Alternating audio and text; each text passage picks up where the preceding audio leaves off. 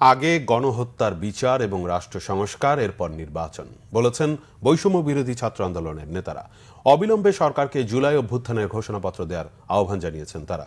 বিকেলে ফরিদপুর শহরের রাজেন্দ্র কলেজ মাঠে বৈষম্য বিরোধী ছাত্র আন্দোলনের সমাবেশে তারা আরও বলেন, ৭১-এর মুক্তিযুদ্ধে যেভাবে শহীদদের রাষ্ট্রীয় স্বীকৃতি দেওয়া হয়েছে, একইভাবে বৈষম্য বিরোধী ছাত্র আন্দোলনের শহীদদের রাষ্ট্রীয় স্বীকৃতি সংবিধানে অন্তর্ভুক্ত করতে হবে।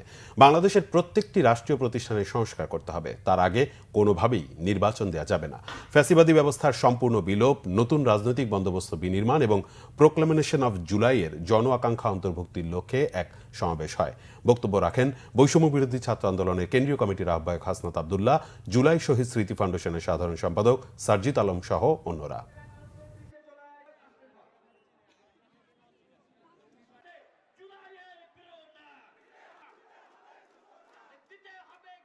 আমাদের এই বাংলাদেশে অবশ্যই যৌক্তিক সময় নির্বাচন হবে, কিন্তু তার পূর্বে এই খুনি হাসিনা যে আমাদের সিস্টেমগুলোকে ধ্বংস করে দিয়েছে, সেই সিস্টেমগুলোর একটি সংস্কার করতে হবে। আমাদের এই বাংলাদেশ আর কোন নতজানু পররাষ্ট্রনীতিতে বিশ্বাস করে না। আমরা চোখে চোখ রেখে আমাদের পররাষ্ট্রনীতি ঠিক করব।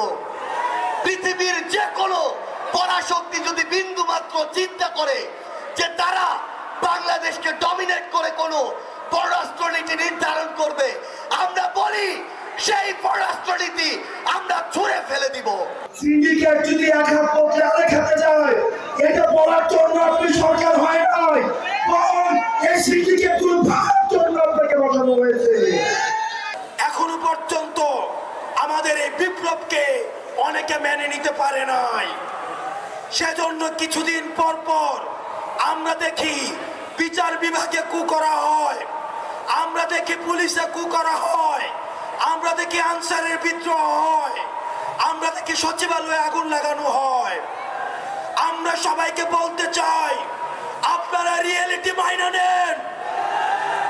এই ফরিদপুরবাসী যতদিন জেগে আছে, খুনি শেখ হাসিনা কোনোদিন বাংলাদেশে ফিরবে না।